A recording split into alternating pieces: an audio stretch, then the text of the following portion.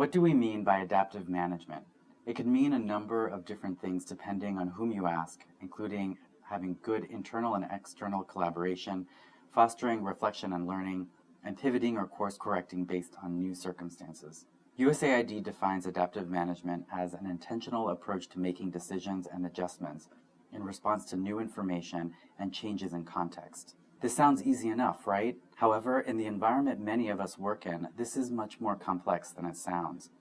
Adaptive management is not new. In fact, it has become part of the vernacular of those working in the global health community. Whether referred to as course correction, iteration, feedback loops, complexity-aware design, or CLA, all of these forms of adaptive management require three critical inputs: resources, strategy, and leadership. New data and information, lessons learned, and change, whether that change is inside or outside of our control, are everyday realities in global public health and development programming. In order for us to be effective, to maximize performance, and to be better stewards of resources for greater impact, we must be able to adapt in response to the changing context in which we work. This information is not usually predictable in terms of when new information is available and how that information is delivered. We need to define actions that promote flexibility, that remove obstacles to program modification, and that create the space for learning and adaptation to occur. But when it comes to implementation, the processes and practices that are applied are often insufficient to promote and monitor change. As a result, many of us miss the mark when it comes to when to change, what to change, why to change, and how to track it. It's important to talk about adaptive management as a process and not just the actions that are taken.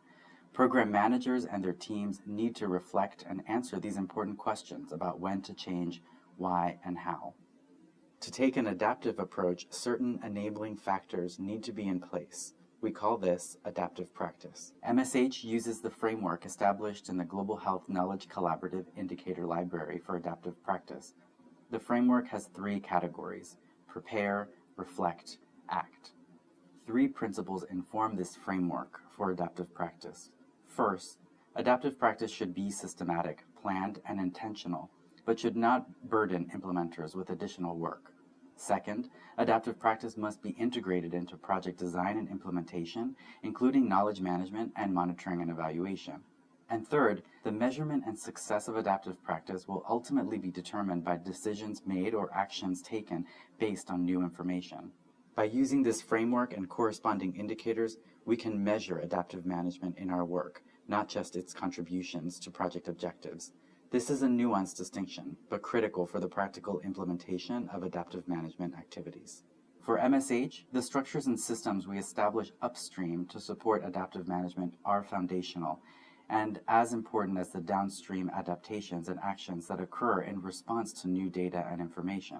How are you adapting in your work? How are you encouraging adaptive practice? What upstream structures or systems have you created to support adaptive management? Thank you for watching this episode of the Evidence and Action in the Fast Lane seminar. Visit leadernet.org to view other episodes and participate in the discussion.